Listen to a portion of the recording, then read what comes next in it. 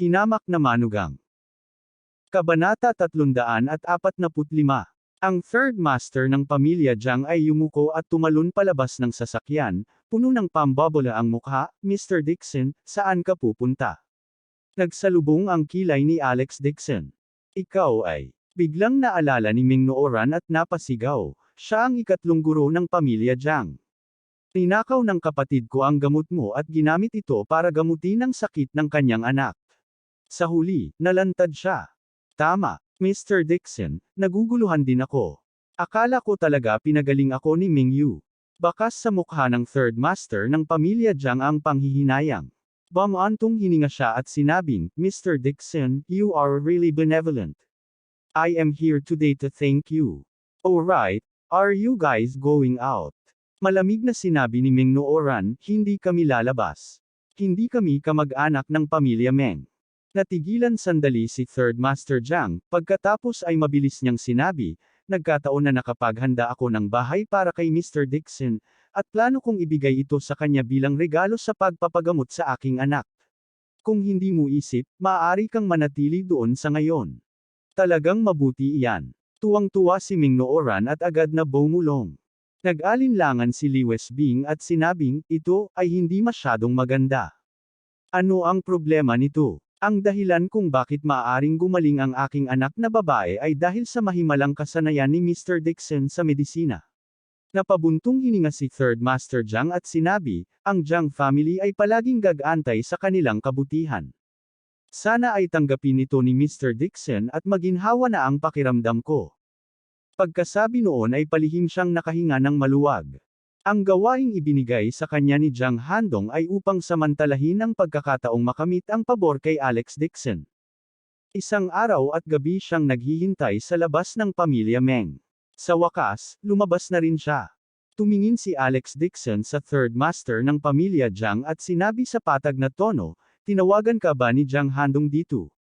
Ito. Nabulunan ang ikatlong guro ng pamilya Jiang.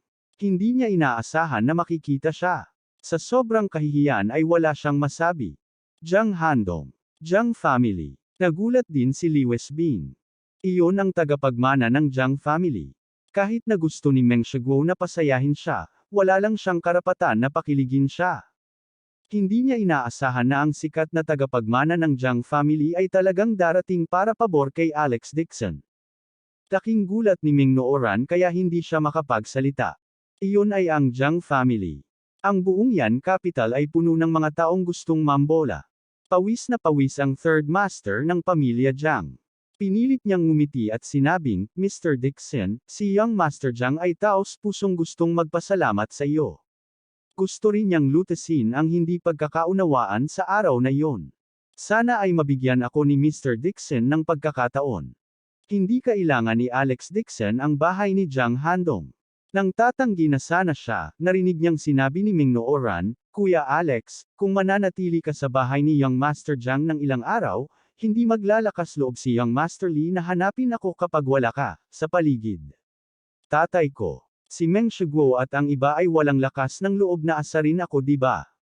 Nag-alinlangan ding nagtanong si Li Westbing, Alex, paano mo nakilala ang isang taong may status na Young Master Jiang? Kahit ang Li West family ay hindi may kukumpara sa kanya. Kumunot ang noo ni Alex Dixon at nag-iisip ng problema. Kung inayos niya na manatili silang dalawa sa villa ng Dixon family, kailangan niyang ilantad ang kanyang pagkatao.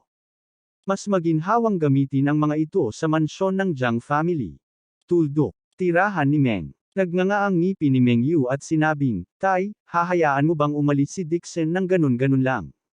Kailangan pang pakasalan ni Nooran si Young Master Li. Huwag kang mag-alala, hindi sila maaaring manatili sa Yan capital. Matutulog lamang sila sa mga lansangan. Si Meng Shiguo ay mukhang kalmado at may kumpiyansa. Sabi niya, wala pang 3 araw, babalik talaga sila at magmamakaawa sa atin. Malamig na bumuntong hininga si Meng Yu. Hindi ganoon kadaling bumalik sa oras na iyon. Buong pagmamalaking tumungo si Meng Shiguo. Hindi inisip ni Qin Yuan na ito ay isang malaking bagay. Naisip niya na si Ming Nooran ay maaaring magdusa kasama si Alex Dixon sa loob ng ilang araw. Pagdating ng oras, masunurin siyang makikinig sa kanyang mga kaayusan at magpakasal sa Lee family. Tuldok. Dumating ang motorcade sa Ganjin Gate. Ito ang pinakamahal na kalye sa Yan Capital. May mga mararangyang vilya sa magkabilang gilid ng kalye.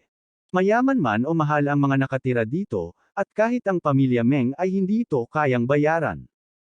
Lumiko ang isang sulok sa harap nila at lumitaw ang isang malaking vilya. Ito ay isang vintage villa. Ang ganda talaga ng villa na ito. Hindi napigil ang mapabulalas ni Meng Nooran. Ang villa na ito ay maaaring tawaging pinakamalaki at pinakamarangyang isa sa Golden Gate. Hindi niya alam kung gaano kahalaga ang mga taong naninirahan sa loob. Sa entrada ng villa ay nakatayo ang 12-dosenang makapangyarihang itim na nakadama ng mga bodyguard, na naging dahilan upang sila ay magmukhang mas kahanga-hanga. Tumangala si Alex Dixon at biglang sumigaw, "Ihinto mo ang sasakyan."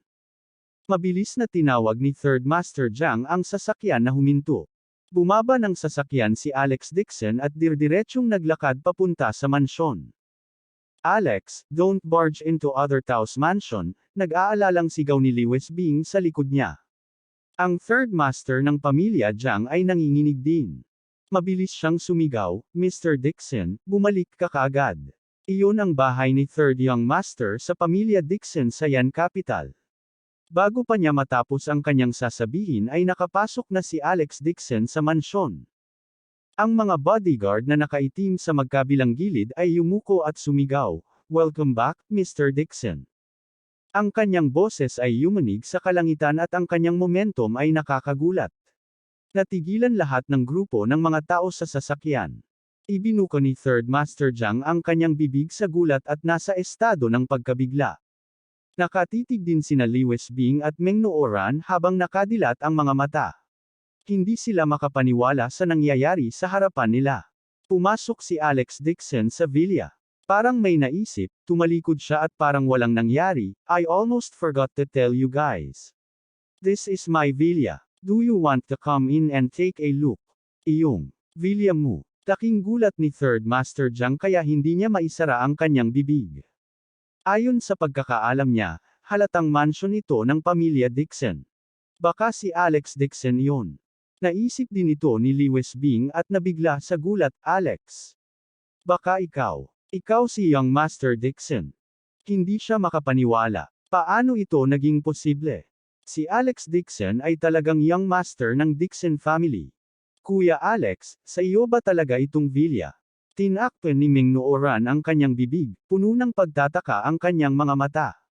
Umiti si Alex Dixon at sinabing, "Ang bahay ay pag-aari ng mga kamag-anak. Sa kasalukuyan, ang may-ari ay hindi ako. Ang villa ay ibinigay sa kanya ng kanyang tiyahin. Bagamat pag-aari niya ito, sinabi niya na ibibigay na lang niya sa kanya ang lahat ng ari-arian pagkatapos niyang bumalik sa pamilya Dixon. Sa kasalukuyan, kahit na siya ang may-ari ng villa, hindi ito ganap na sa kanya." Ang Third Master ng pamilya Jiang ay natigilan ng ilang segundo habang siya ay nakahinga ng maluwag. Sa kabutihang palad, si Alex Dixon ay hindi ang Third Young Master ng Dixon family. Ang Third Young Master ng Dixon family sa Yan Capital ay isang taong hindi niya kayang masaktan.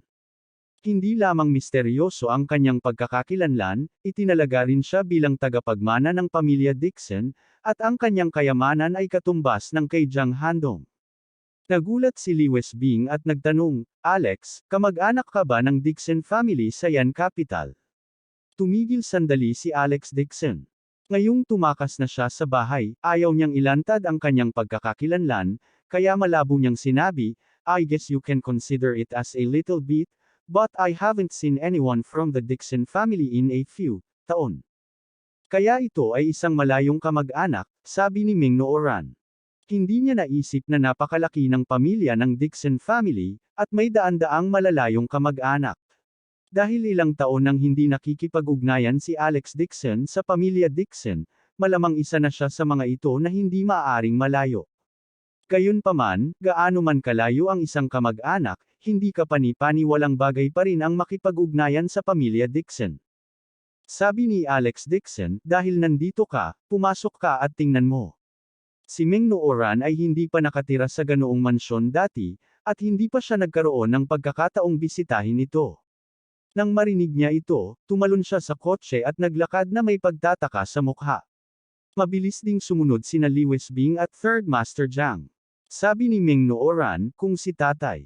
Hindi, alam ni Meng Shiguo na malayo kang kamag-anak ng pamilya Dixon, tiyak na hindi niya gagawin ito sa iyo. Kabanata 346. Tara na. Napangiti ng mahina si Alex Dixon. At saka, hindi ko naman siya masyadong matutulungan. Huwag na nating pag-usapan. Ayaw niyang tulungan si Meng Shiguo, ngunit ang iilan sa kanila ay nagkamali. Ang akala nila ay malapit lang siya sa pamilya Dixon at hindi maituturing na malapit na kamag-anak. Ang villa ay kumuha ng isang malaking halaga ng espasyo, at ang dekorasyon ay kahanga-hanga. Ang third master ng pamilya Jiang ay maaaring ituring na isang taong may kaalaman, at hindi niya maiwasang mabigla sa mga mararangyang dekorasyon. Ang Dixon family ay talagang mayaman. Tungkol naman kay Alex Dixon, hindi niya alam kung anong klaseng malayong kamag-anak siya. Napaka-generous ng third young master ng Dixon family kaya ipinahiram niya ang villa sa kanya. Habang nasa daan, maraming bodyguard na nakaitim ang yumuko para salubungin siya. Lahat sila ay mga bantay ng pamilya Dixon. Nagmistulang mga bumpka ng bansa sina Meng Nooran at Lewis Bing na pumapasok sa kabisera. Lalo silang nabigla. Deluxe. Nakakaloka. Noong una ay inakala niya na ang Ming residence ay parang maluho, ngunit kumpara sa villa na ito ay walang katulad. Hinayaan ni Alex Dixon ang iilan sa kanila na maghintay sandali sa sala, pagkatapos ay pumasok at kumuha ng ilang set ng mga damit mula sa nakaraan upang mapalitan. Ilang taon na siyang hindi bumalik, lahat ito ay ipinadala ni Little Tita para bantayan ang bahay. Ngayong araw na siya pumunta dito, siguradong mabilis na makakarating sa pandinig ng munting tiya ang balita. Pagkatapos kunin ni Alex Dixon ang kanyang damit, lumabas na siya ng villa. Ang mayordomo, kasama ang mahigit 30 miyembro ng koponan ng sandatahang lakas, ay nakatayo ng maayos sa pintuan at sabay-sabay na yumuko. Mag-iingat ka, Mr. Dixon. Sa ilang minuto, ang kotse ay nagmaneho papunta sa villa na regalo sa kanila ng Jiang family. Hindi ito kalayuan sa tirahan ng Dixon, at napaka-rangal ng dekorasyon. Gayunpaman, nakita na nina Lewis Bing at Meng Nooran ang tirahan ng Dixon na mas maluho. Ngayong nakita na nila ang marangyang villa ng Jiang family, wala silang naramdaman. Naramdaman pa nila na medyo malabo na ito. Ang ikatlong guro ng pamilyang Jiang ay magalang na inanyayahan si Alex Dixon. Ang kanyang ugali ay ganap na naiiba mula sa dati, at siya ay mukhang mas masunurin at nakalulugod sa mata. Tumingin si Alex Dixon sa paligid at naramdaman niyang medyo tahimik ang mansyon na ito. Ang housekeeper at mga katulong sa loob ay pawang mula sa Jiang family, at sila rin ay mga mapagkakatiwalaang tao. Mr. Dixon, ano sa palagay mo? Sabihin mo lang sa akin kung ano ang kailangan mo. Umiti si Third Master Jiang ng paumanhin. Mahinang sinabi ni Alex Dixon, tulungan mo akong pasalamatan si Boss Jiang. Tatalakayin ko ang pakikipagtulungan sa kanya sa welcome banquet. Nakahinga ng maluwag si Third Master Jiang. Tila naayos na ang usapin. Hindi pa naninirahan sina Lewis Bing at Meng Nooran sa ganitong karangyang bahay, kaya hindi na sila makapaghintay na tumingin sa paligid. Tinawag ni Alex Dixon ang Little Tiyahin at hiniling sa kanya na magpadala ng isang batch ng mga miyembro ng koponan ng sandatahang lakas upang magsilbi bilang tagapag-alaga ng patio. Kaya niyang protektahan ang dalawang babae kapag wala siya. Sinabi ni Dixon Shenglan, hindi problema ang paglipat ng mga tao, ngunit kapag bumalik ka sa Yan Capital, wala ka bang balak bumalik sa Dixon family para tingnan? Ito, mamaya na natin pag-usapan. Bahagyang kumunat ang noo ni Alex Dixon. Noon, nang tumakas siya sa bahay, nagalit siya kay Dixon Old Master sa kalahating kamatayan. Hindi ngayon ang oras para bumalik. Kalimutan mo na ito. Alam din ni Dixon Shenglan ang kanyang init ng ulo at sinabing, nasa Yang City ako ngayon para pag-usapan ang negosyo at pansamantalang hindi makakabalik sa kabisera. Kung may kailangan ka sa Yan Capital, tawagan mo lang ako. Salamat po, Little Tita. Pagkasabi noon ay ibinaba ni Alex Dixon ang telepono. Si Lewis Bing ay inalalayan ni Ming Nooran at minsan na ring naglibot sa villa. Gayunpaman, ang villa ay sumaikop ng masyadong maraming espasyo at hindi pa siya tapos sa pamimili. Patuloy ang pag-click niya sa kanyang dila. Hindi ko talaga akalain na may ganyang kaibigan si Alex. Inalalayan siya ni Ming Nooran at sinabi ang katotohanan ng nakangiti, "Tita, noong araw na dumating si Kuya Alex sa Yan Capital, nagpadala ng mga tao ang Jiang family at Su family para salubungin siya. Dumating din ang Deputy Chief Lu ng National Clinic. Si Alex kaya ang sikat na nagdulot ng sensasyon sa Yan Capital." Lalong nagulat si Lewis Bing. Narinig din niya na may isang sikat na tao na may misteryosong background na pumupunta sa Yan Capital, na naging dahilan para mag-away ang ilang malalaking pamilya para tanggapin siya. Hindi niya inaasahan na si Alex iyon. Tumango si Ming Nooran. Naisip niya sa kanyang puso na kung susundin ng kanyang ama ang uso, kung alam niya ang pagkatao ni Alex Dixon, tiyak na pagsisisihan niya ito. Sabi niya, "Tita, ayaw ni Kuya Alex na malaman ng iba ang tungkol sa kanyang usapan, kaya hindi namin dapat binanggit sa iba ang bagay na ito.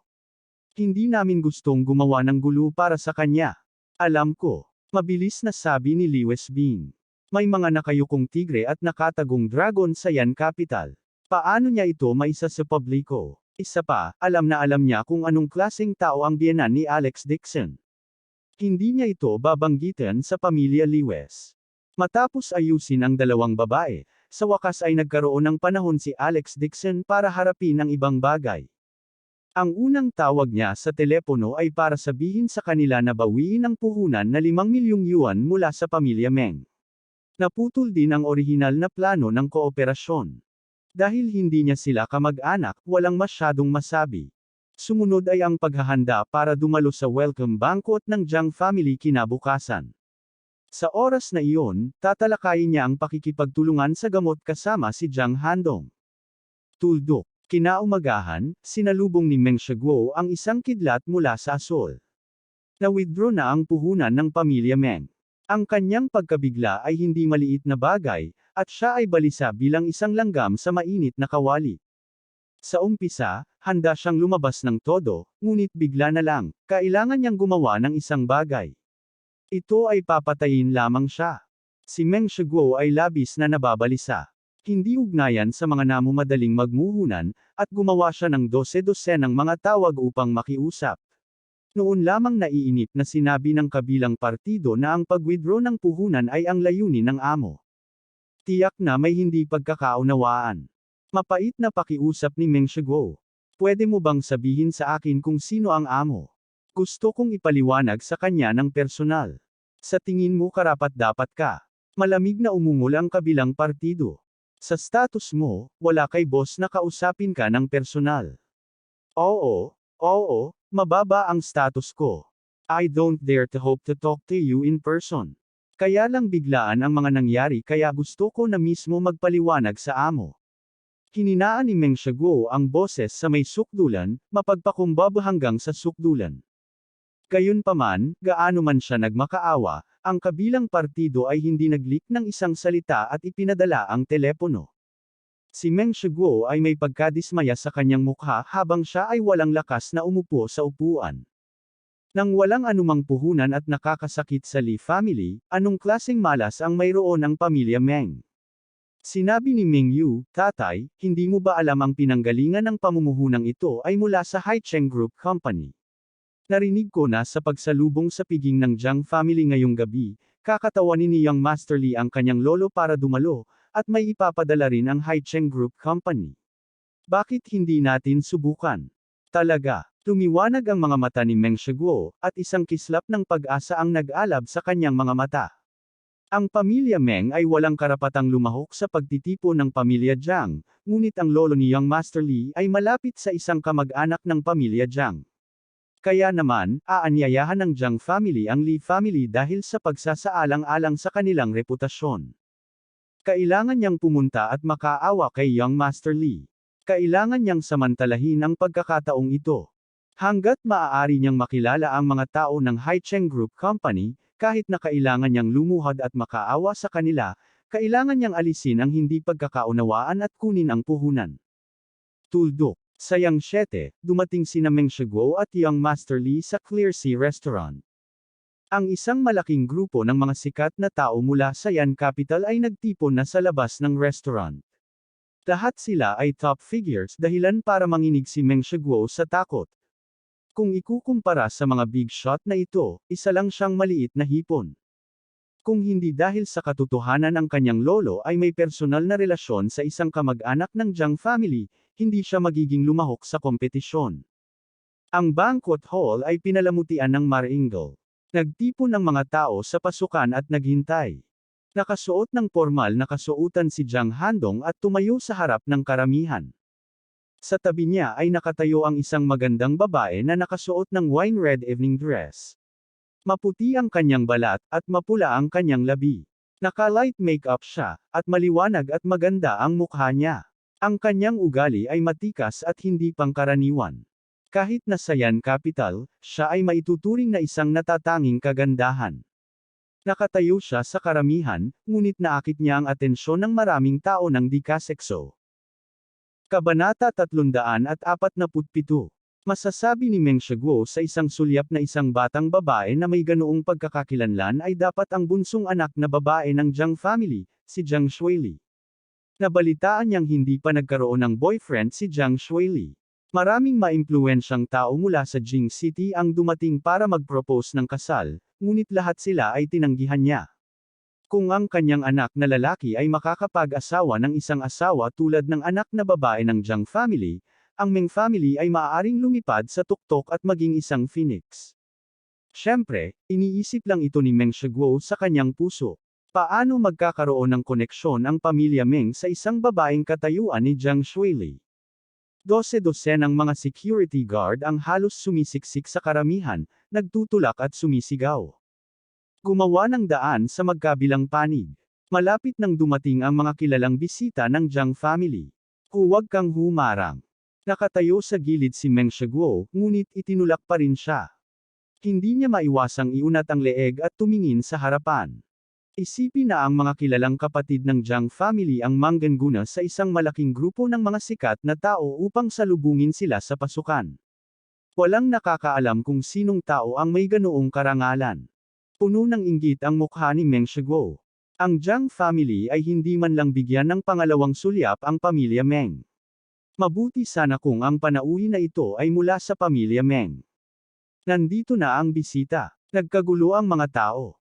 12 ng mga pinahabang sasakyang pambisita ang dahan-daang nagmaneho patungo sa pasukan. Ang nasa harap ay isang pinahabang Rolls-Royce. Mabilis na tinakpan ng kanilang bodyguard ang red carpet at naghintay sa magkabilang gilid. Tumakbo ang manager na may magalang na ekspresyon at bubuksan na sana ang pinto ng kotse. Abika, nandito ako para i-welcome ang mga bisita. Hindi na makapaghintay si Jiang Shuili at inabot ang kamay para pigilan ang manager. Lumapit siya na may ngiti sa labi at yumuko para buksan ang pinto ng kotse. Ang anak na babae ng Jiang family ay talagang nagbukas ng pinto para sa ibang tao. Nagkagulo ang mga tao. Anong uri ng natatanging panauhin nito na ang Jiang family ay tretuhin siya sa ganoong paraan? Iniunat din ni Meng Shiguo ang kanyang leeg, nakaramdam ng labis na pagkagulat sa kanyang puso. Sanang magbantay na mga mata ng lahat, lumabas sa kotse ang isang binata na nakasuot ng ordinaryong damit. Kuya Alex, nakita na ulit kita. Masayang sumigaw si Jiang Shuili at agad na gustong sumugod. Gusto siyang pigilan ni Jiang Handong na nakatayo sa tabi niya, ngunit hindi niya magawa. Nakatingin lang siya nang walang magawa habang ang kanyang kapatid na babae ay sumugod sa harap ni Alex Dixon sa kanyang harapan mula sa lahat ng direksyon. Naninigas ang mukha niya. Isang malaking grupo ng mga tao ang nakapalibot sa pinto. Hindi ba ito isang hindi pagkakaunawaan? Bumaba ng sasakyan si Alex Dixon at ngumiti sa kanya. Ilang araw na lang nung huli tayong nagkita.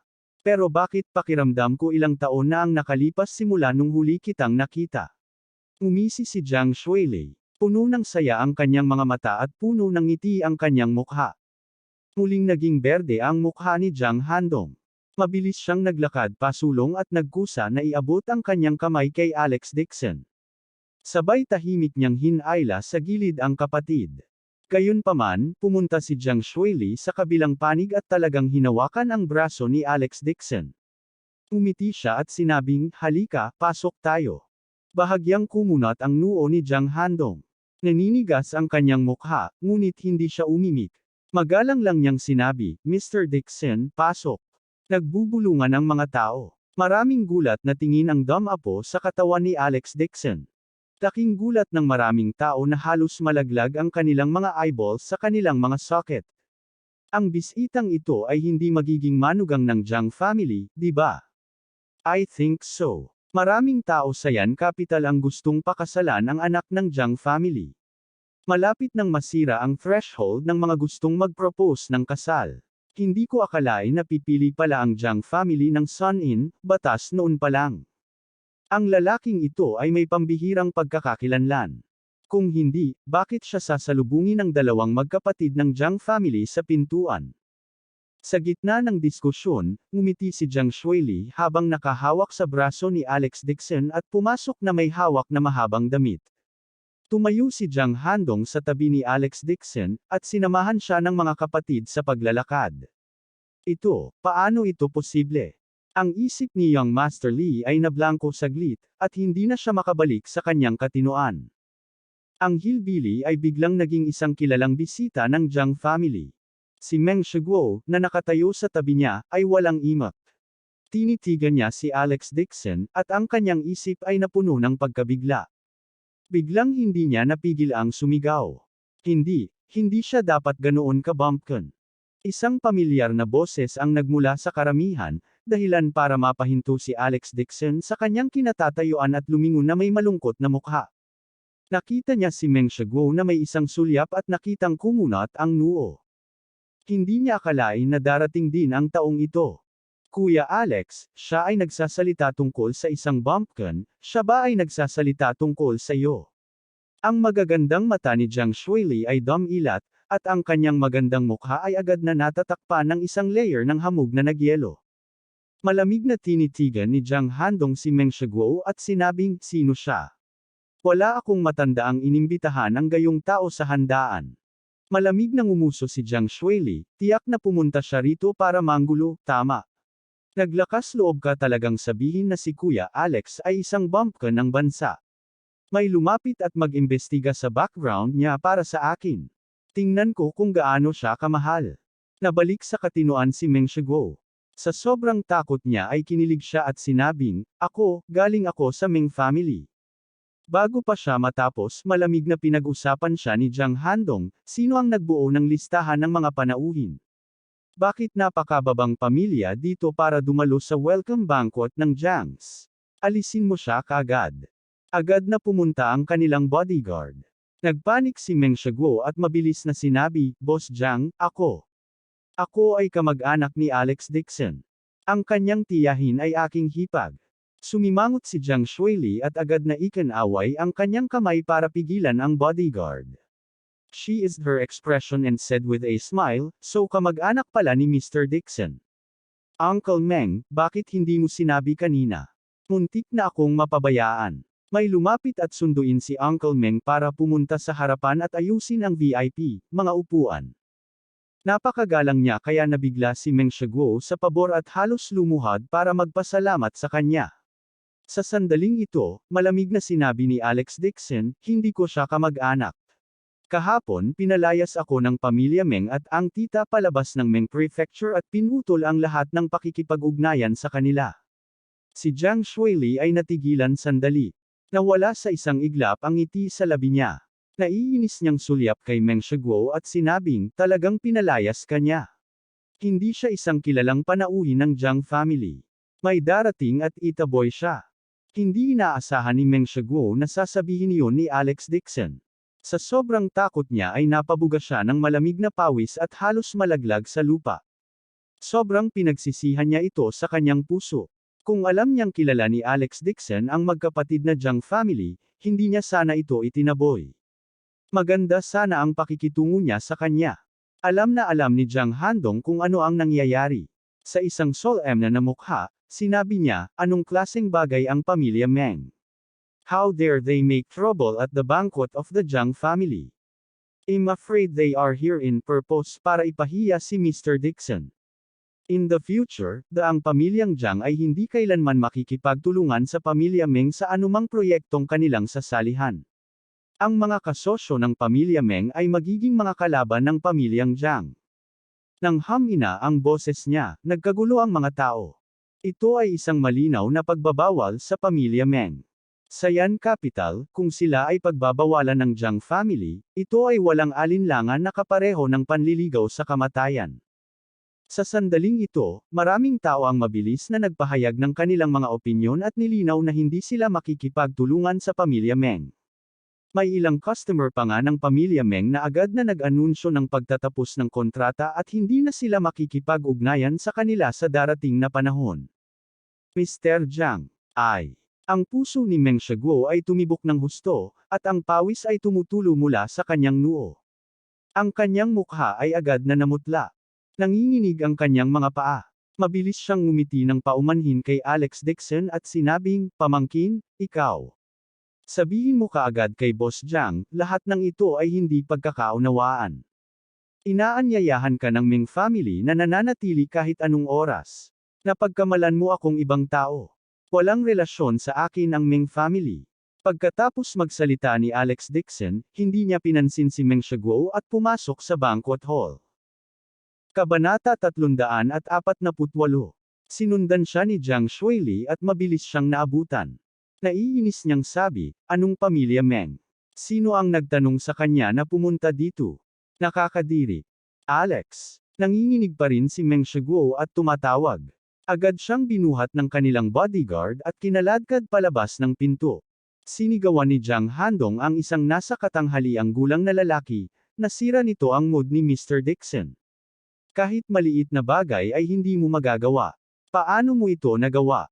Ang nasa katanghaliang gulang na lalaki ang namamahala sa malugod na piging na ito. Siya ang boss ng kumpanya ni Jiang, at kadalasan ay mataas ang katayuan niya sa Yan Capital. Ngayon, siya ay pinag-uusapan ni Jiang Handong sa harap ng lahat.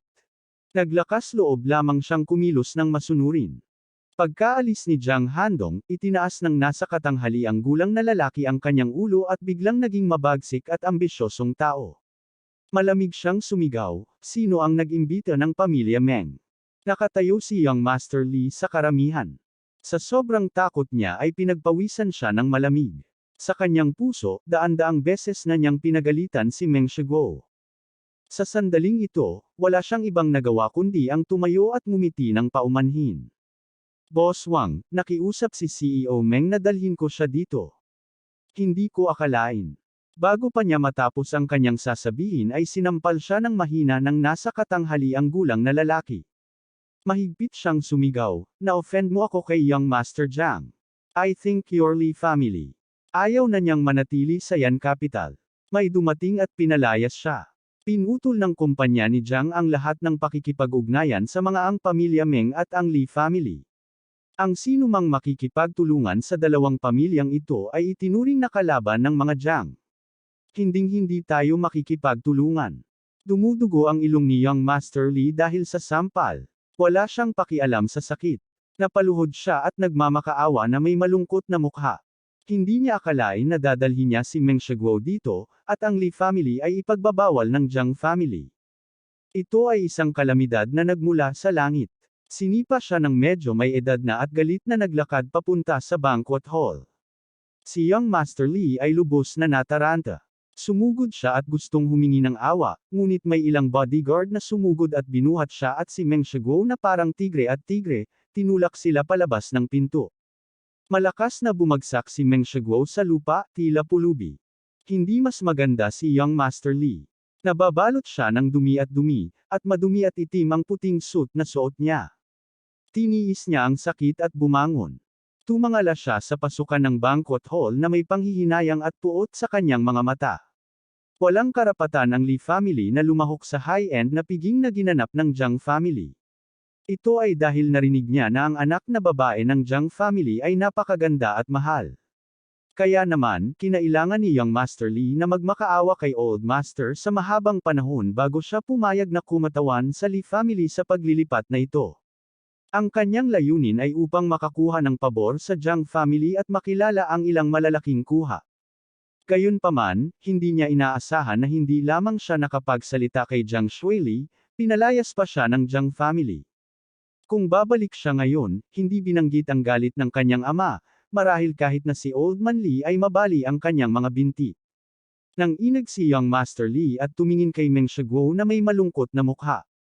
Ang lahat ng ito ay dahil dito sa Meng. Kung hindi siya dinala dito, paano magkakagulo ang Lee family? Nanginginig si Meng Shiguo at pinunasan ang dugo sa kanyang mukha. Sabi niya na may malungkot na mukha, Young Master Lee, paano ka pumunta at magmakaawa sa iyong ama? Bang! Bago pa siya makatapos, sinipa ni Young Master Lee ang kanyang tiyan at umungol ng malakas. Saktan mo siya. Pinalayas din ang kanilang bodyguard mula sa Lee family. Sa una, nakatayo sila sa malayo at hindi nang ahas na sumulong, sa takot na mapuko nila ang pamilya Jiang. Gayunpaman, nang marinig nila si Young Master Lee na tumawag ng away, sumugod pa rin sila. Natakot si Meng Shiguo at mabilis na sinabi, Young Master Lee, maling tao ang nataman mo, tama ba? Tinamaan kita. Puno ng galit ang mukha ni Young Master Lee, at mabangis niyang sinabi, isa kang sakuna. Idinawit mo si Young Master Jiang at pinalayas ako. Kailangan kong ayusin ang mga puntos na ito sa iyo. Pagkasabi nito, kinawayan ni Young Master Lee ang kanyang kamay. Sumugod ang kanilang bodyguard at sinimulang suntukin at sipain si Meng Shiguo. Bumuhos na parang ulan ang mga suntok at sipa. Panay ang suntok nila sa katawan ni Meng Shiguo. Patuloy siyang sumisigaw at humihingi ng awa. Nakatayo si Young Master Lee sa gilid ng kalsada habang nasa baywang ang mga kamay at puno ng galit ang tiyan. Nagpakita ang kanyang mga mata ng isang mabangis na liwanag. Umalangaw-ngaw sa kalangitan ang nakakadugo na sigaw ni Meng Shiguo. Ang mga bodyguard ay pawang malalakas at malalawak. Alam nila na itong si Meng ay may ginawang masama kaya hindi sila nagdalawang isip na umatake. Wala pang isang minuto, si Meng Shiguo ay binugbog na parang patay na aso. Nakahandusay siya sa lupa na may dugong umaagos mula sa kanyang ulo. Namamaga ang kanyang mukha na hindi niya makilala ang kanyang orihinal na anyo. Wala man lang siyang tunog ng tahol. Sabi ni Young Master Lee na may madilim na mukha, ibalik mo siya. Si Meng Shiguo, na nakahiga sa lupa, ay nanginginig. Sabi niya sa takot, Young Master Lee, ano ang ginagawa mo? Sinabi ni Young Master Lee sa isang madilim na tono, nagdulot ka ng napakalaking kawalan sa aming Lee family, at gusto mo pa ring umalis ng ganoon kadali. Pagbalik ko, tiyak na parurusahan ako ng aking pamilya. Pagdating ng panahon, gagawin ko, ibigay ka sa tatay ko. Gusto kong makita kung paano ako babayaran ng pamilya Meng. Namutla sa takot ang mukha ni Meng Shiguo. Alam ng lahat sa Jing City na ang Lee family ay isang kontrabida na nakagawa ng lahat ng uri ng krimen. Dahil lamang sa nakuha ni Old Man Lee ang mabuting panig ng fourth uncle kaya nagkaroon sila ng lugar sa Jing City. Ngayong pinalayas na ng pamilyang Jiang ang pamilya Lee sa kanilang tahanan at nagdulot ng napakalaking insidente, paano siya magkakaroon ng magandang wakas pagkatapos siyang madala? Buong lakas na nagmamakaawa si Meng Shiguo, Young Master Lee, ang bagay ngayon. Dahil lang kay Alex Dixon na yon. Sino ang nakakaalam kung anong klaseng mabulaklak na salita ang ginamit niya para suyon si Young Master Jiang? Wala akong pakialam dyan. Ang mga mata ni Young Master Lee ay puno ng puot. Ibabalik kita sa Lee family. Either you ask your daughter to serve me, or you pay me back all the property of the Ming family.